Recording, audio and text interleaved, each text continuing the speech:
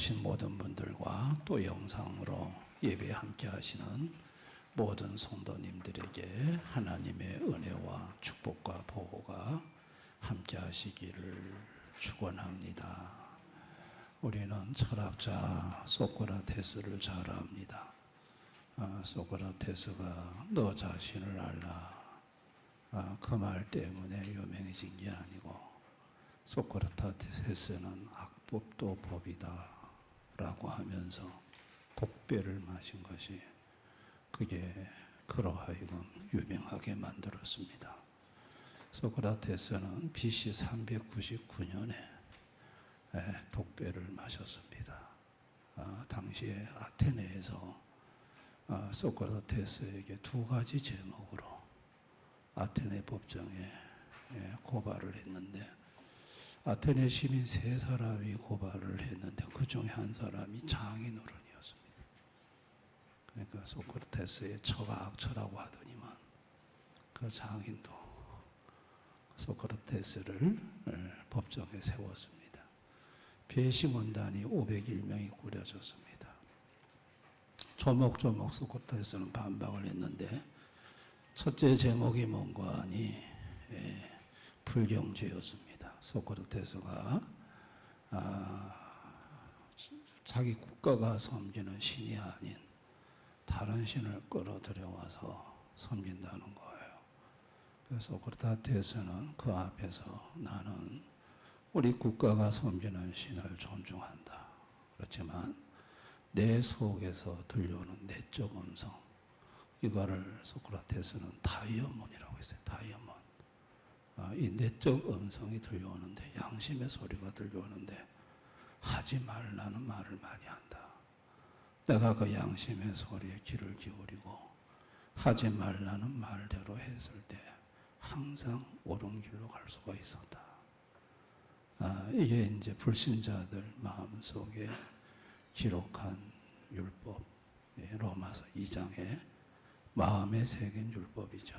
양심의 소리, 하나님의 소리. 유대인들은 글로 기록된 율법을 갖고 있었고, 이방인들은 마음에 새긴 율법을 갖고 있었던 겁니다. 또 다른 하나는 젊은이들을 타락시킨 죄였어요. 당시에 스파르타와의 전쟁 중에서 아테네를 배반했던 젊은이 중에 소크라테스 제자가 있었고, 또 당시에 그 전쟁에 패배해서 민주정치가 아닌 30인 집단 지도 정치를 할 때 그 집단 지도자의 소크라테스 제자가 들어가 있었습니다. 그래서 이런 걸 보면서 소크라테스가 젊은이들을 잘못 인도했다, 젊은이들을 타락시켰다, 그래가지고 이제 법정에다가 고발을 한 겁니다. 소크라테스가 나는 젊은이를 타락시킨 게 아니고 젊은이들을 바로 일깨웠다. 그러나 배심원 501명 중에 360명이 사형 선고에 찬성을 했습니다. 그래서 소크라테스는 그 클리톤이라는 제자가 와가지고 스승님, 우리 아테네에서는 흔히 있는 일입니다. 도망가십시오. 타러 가십시오.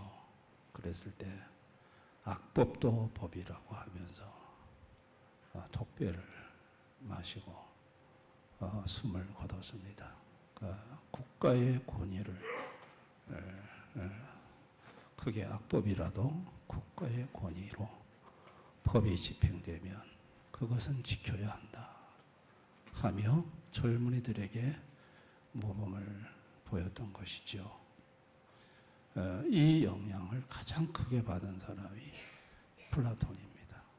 소크라테스의 제자 플라톤인데, 플라톤은 자기 스승의 죽음을 보면서 도대체 국가라는 게 뭘까 하며 그 유명한 플라톤의 국가론이 탄생하게 된 것이고, 그 플라톤의 국가론은 오늘까지 이 정치 세계에 영향을 주고 있습니다.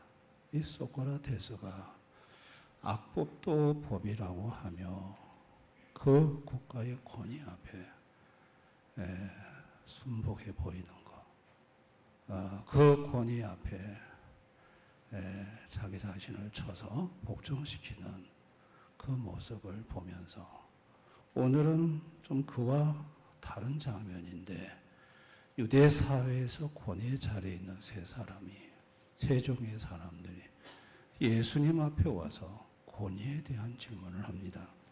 그게 이제 27절, 28절이에요. 그들이 다시 예루살렘에 들어가니라. 예수께서 성전에서 거니실 때 대제사장들과 서기관들과 장로들이 나와 이르되 무슨 권위로 이런 일을 하느냐? 누가 이런 일 할 권위를 주었느냐? 여러분, 대제사장은 제사장들의 우두머리예요. 그리고 산헤드린 공회의 의장입니다. 유대 사회에서 최고의 의결기관의 의장입니다.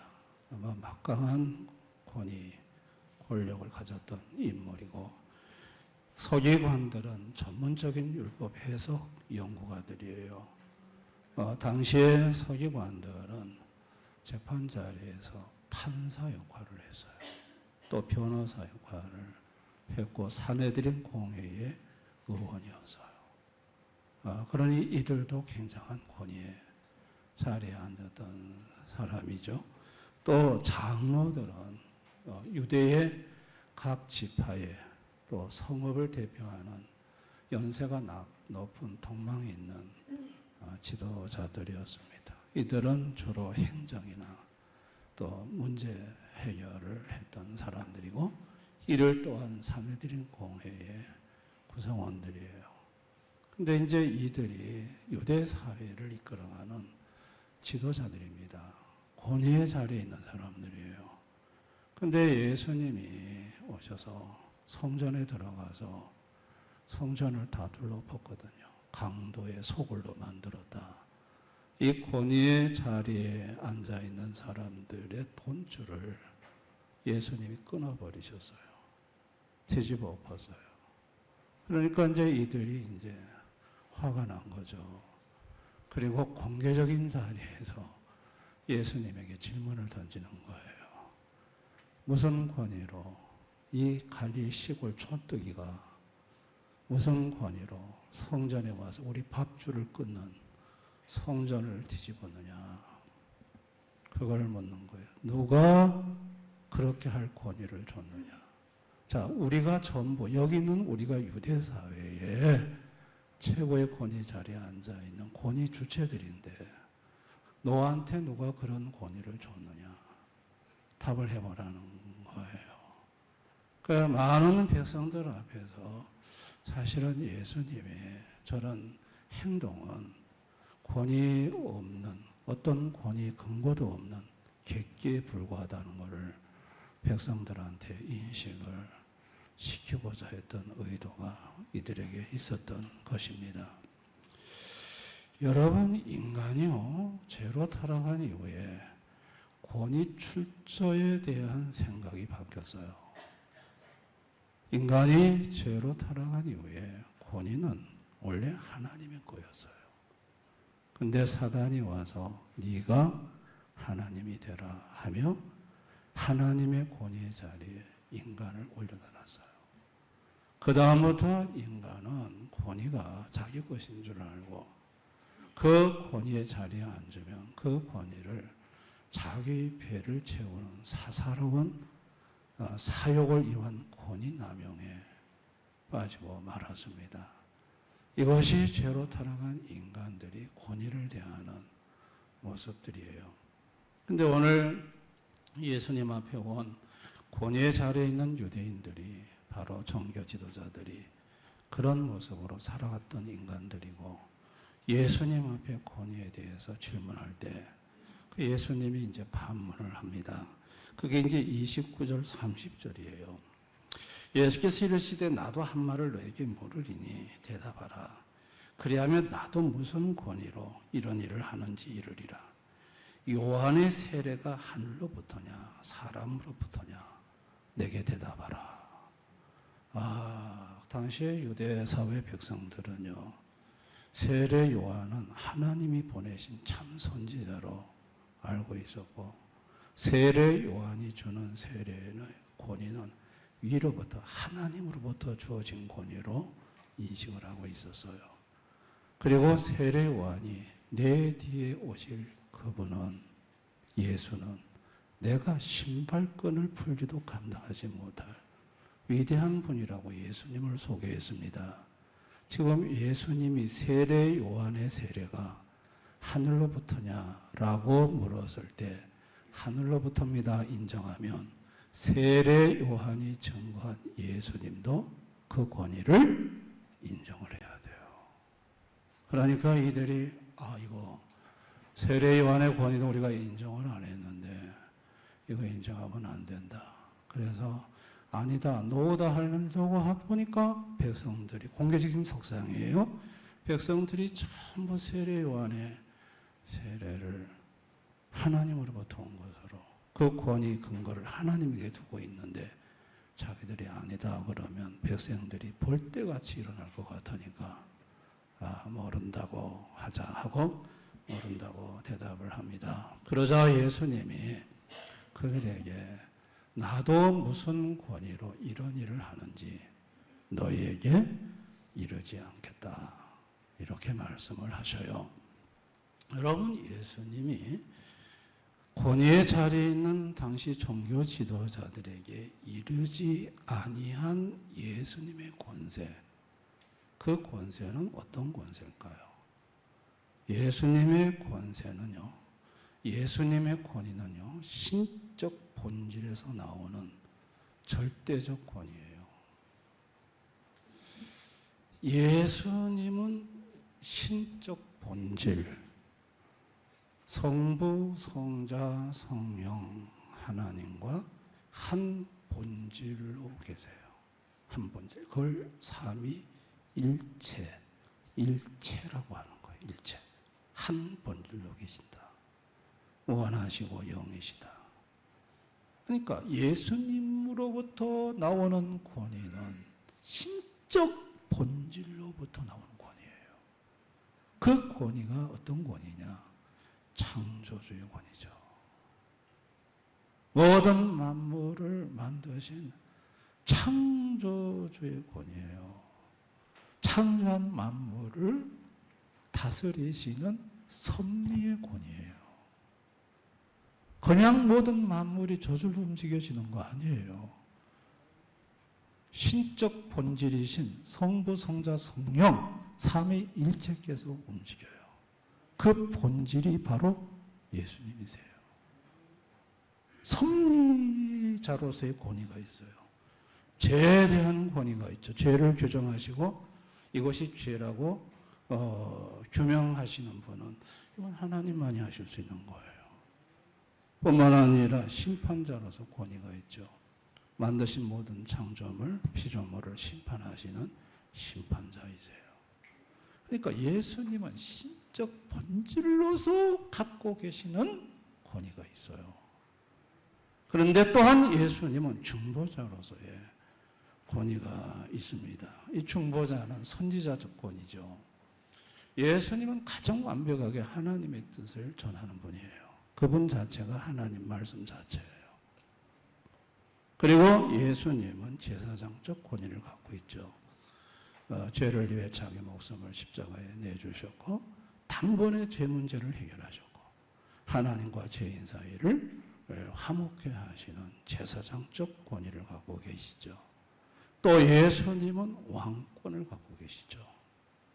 왕적 권위를 갖고 있어요. 예수님은 자연을 다스리시고 사탄을, 영적인 세계를 다스리시고 죄와 죽음을 깨뜨리시고 생명을 주시는 그분은 왕적 권세를 갖고 있어요.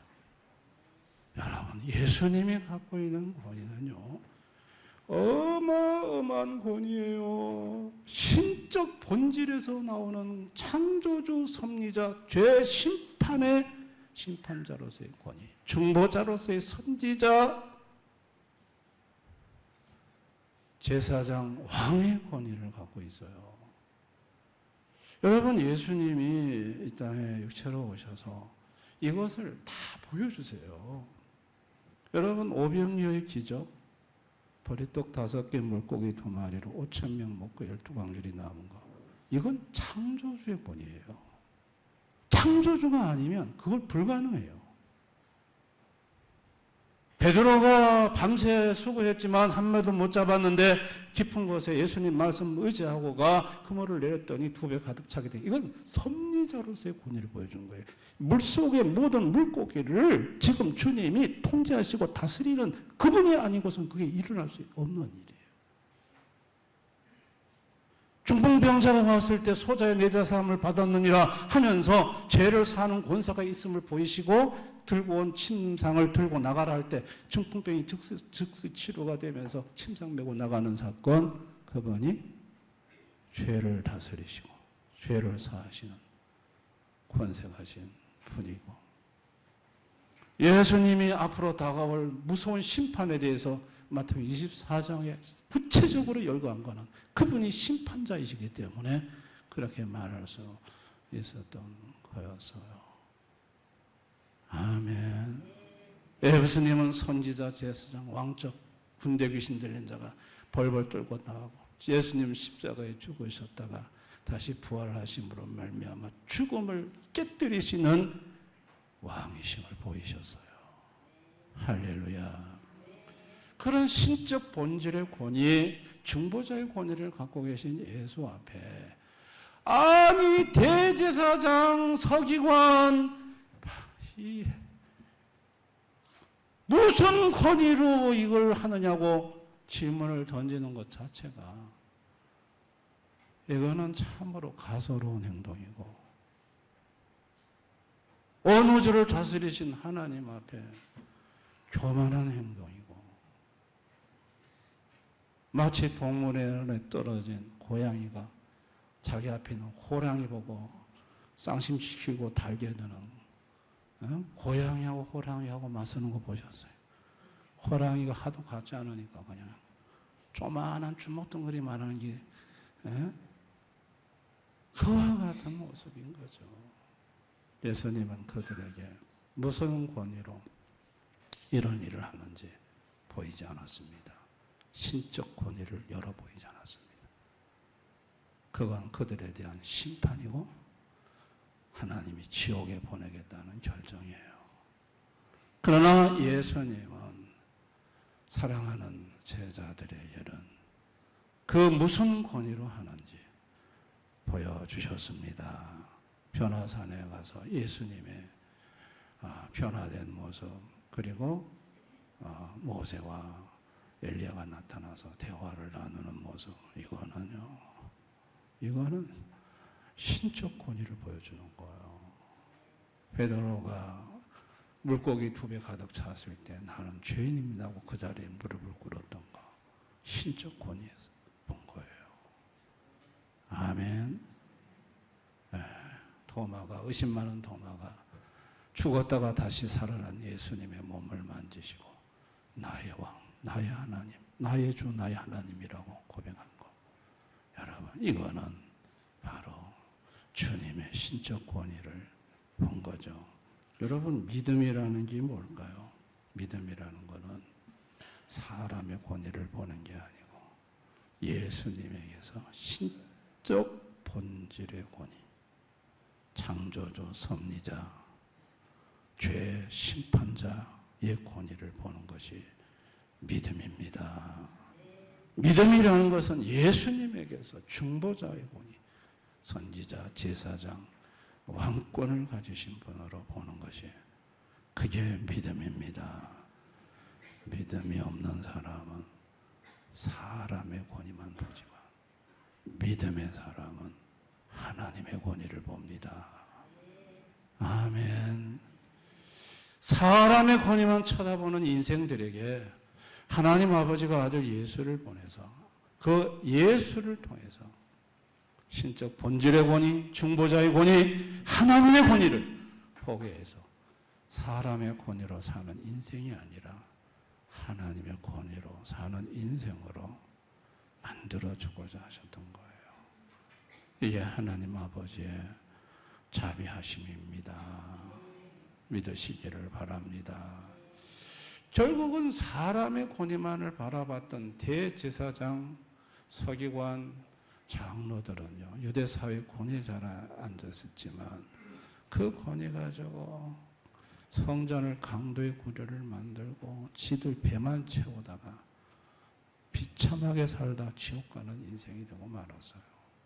그러나 예수님에게서 하나님의 신적 권위를 본 제자들은 여러분, 그로부터 그들은 예수의 이름으로 나타나는 하나님의 창조주의 권위, 승리자의 권위, 왕적인 권위를 그들의 삶의 현장 속에서 곳곳에서 경험을 해요. 병자가 낫고 죽은 자가 살아나고 귀신 들린 자가 쫓겨나가고 은 5만이나 되는 마술책이 불태워지고 대대적인 하나님의 역사가 일어나는 걸 볼 수 있습니다.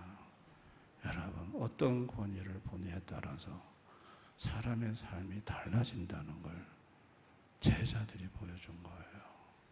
오늘날 하나님 모르는 불신 인생들은 사람의 권위만을 보고 살아갑니다. 사람의 권위라는 것은 정치적 권위예요. 오늘날 유대 사회에서 지역 대표, 지파 대표들이 한 자리 차지한 것처럼 오늘날은 지역의 국회의원들이라든지 투표로 당선된 정치 대통령이라든지 전부 이런 어떤 정치적 권위를 그게 전부인 줄 세상 사람들은 보고 있고 그 앞에서 벌벌 떨고 살아가고 있습니다. 그런가 하면 경제적 권위가 있습니다. 자본과 기술과 생산수단을 독점하고 그것이 하나의 권위가 되어서 경제적인 약자에게 갑질을 하는 이와 같은 오늘의 현대 세상의 모습을 우리는 보게 됩니다. 그런가 하면 오늘날 문화적 권위도 있어요. 문화적 권위라는 것은 최상위층의 사람들이 자기들끼리 프라이빗한 서클을 만들어 가지고 그 안에 있는 사람들끼리 네트워크를 형성하고 고가의 그림 매매할 때도 아예 다른 사람한테 연락 안 합니다. 그 최상위 그룹 사람들에게만 연락해서 자기들끼리 모여가지고 자기들의 그 문화적인 그 서클 안에서 그 안에 들어오고자 하는 사람들을 잣대를 갖다가 대고 거기서 특권의식을 가지고 살아가는 것이 여러분 오늘날 이 세상의 모습이고 그런 권위를 갖고 있는 사람들 앞에 사람들은 왠지 한없이 작아지고 의기소침해지고 그런 사람들이 대단하게 보이는 그런 세상이 오늘 하나님을 모르는 이 세상입니다. 그러나 성도는요, 그런 권위를 보는 게 아니라 사람의 권위를 보는 게 아니라 하나님의 권위를 봅니다. 창조주의 권위를 봅니다. 사람과 비교할 수 없는 하나님의 신적 권위, 창조주의 권위, 그 권위를 보면서 사람의 권위는 아무것도 아니라는 거, 인간이 아무리 대단해도 전부 섭리하시는 하나님의 손 안에 있다는 거. 여러분, 그걸 봅니다. 하나님의 심판의 권위, 그분이 모든 것을 다스리시는 만왕의 왕, 만주의 주, 왕권의 권위를 보면서 예수님의 권위로 살아가는 사람이 성도인 줄 믿습니다. 할렐루야. 성도는 예수님의 권위로 사는 자이기 때문에 사람의 권위 앞에서 주눅들지 않습니다. 정치적 권위 아무리 대단해도 우주를 다스리시는 하나님의 권위에 비할 수 있겠습니까? 그가 아무리 능력이 있어도 온 우주 만물을 섭리하시는 주님의 능력에, 주님의 권위에 비할 수 있겠습니까?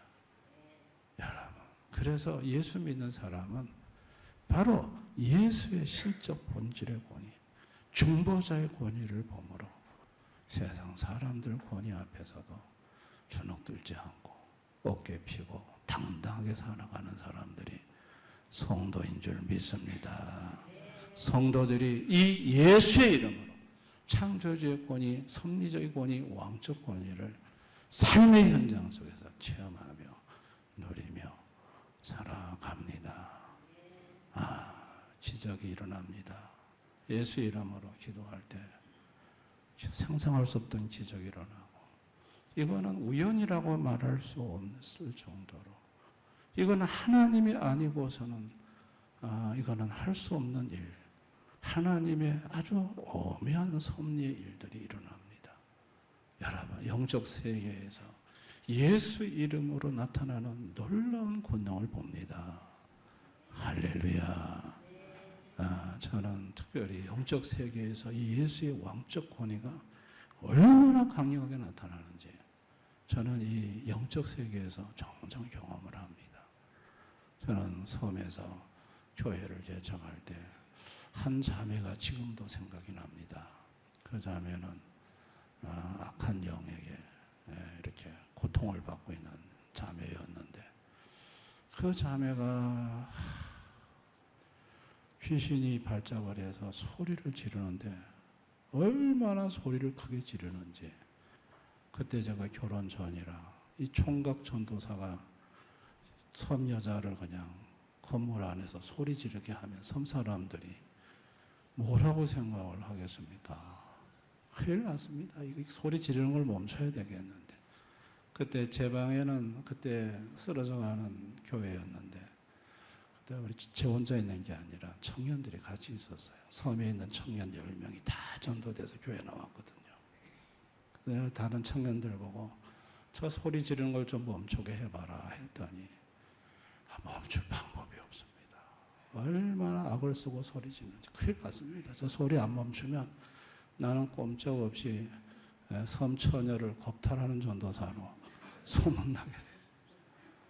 여러분, 그럴 때 제가 다급한 마음으로 예수의 이름으로 명하노니 입 닥쳐 하니까 그대로 입이 탁 닫히면서 말 못하는 걸 봤어요. 하면서 말을 못하더라고. 저는 거기서 예수님의 이름이 이렇게 권세가 있는가, 이래 능력이 있는가, 말 한마디에 그냥 이래 입이 팍 묶이는구나. 할렐루야. 입에서 방언이 막 튀나와서 랄랄랄랄랄랄라 해서 보니까 우리 다른 청년들이 소름이 막 쫙쫙 끼친다고 그래. 나는 괜찮아, 소름 안 끼쳐. 그래가지고 저게 마귀 방언인지 성령이 주신 방언인지 분별을 해야 되겠는데, 그래 가만히 보니까 절제가 없어. 여러분, 성경 말씀 중에 한 단어라도 맞지 않으면 그건 사탄으로부터 온 겁니다. 아멘. 가장 영적 분별의 기준은 성경이에요. 그래서 이게 사탄으로부터 온 거구나.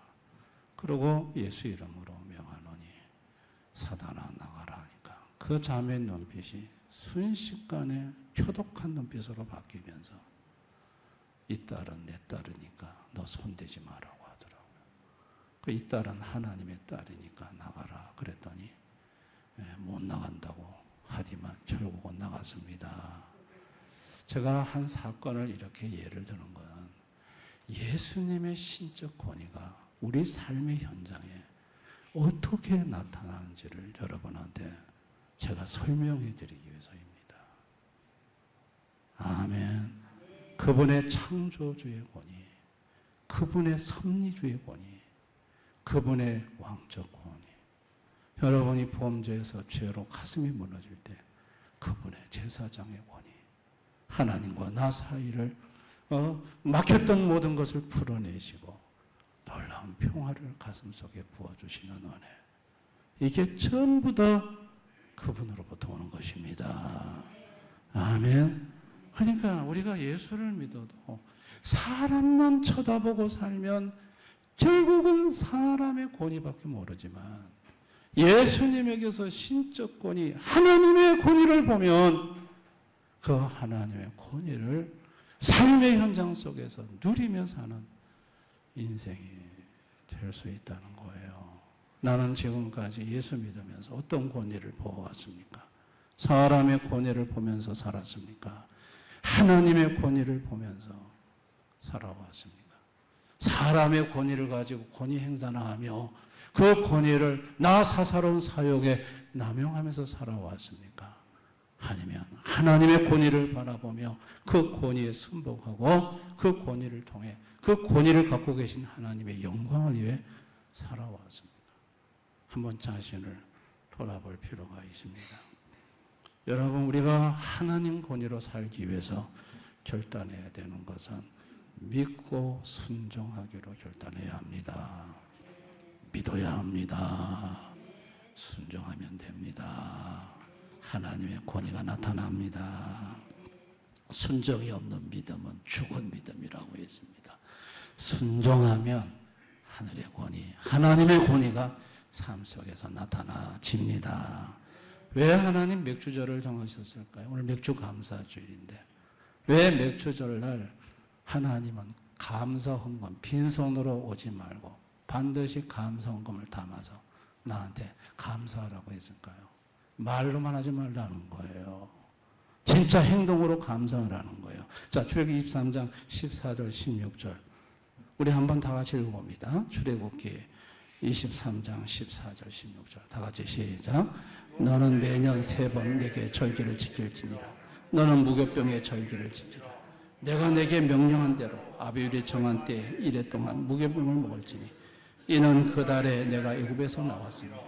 빈손으로 내 앞에 나오지 말지니 맥주절을 지키라.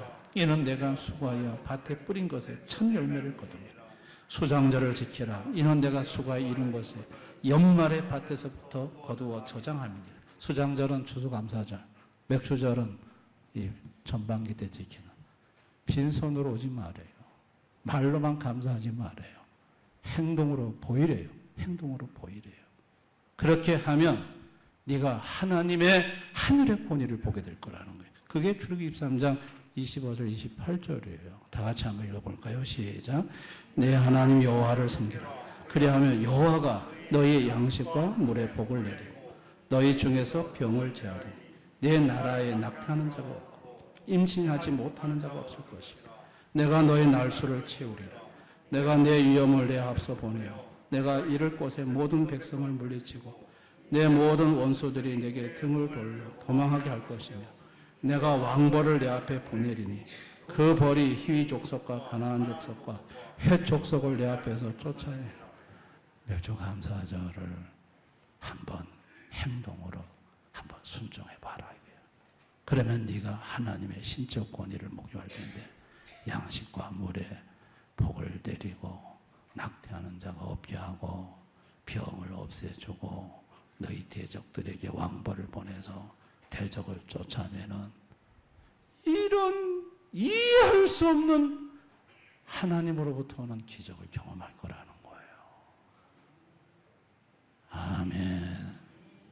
그래서 이런 감사절을 정하셔서 말로만 감사하지 말고 한번 순종으로 감사를 보여보라는 거예요.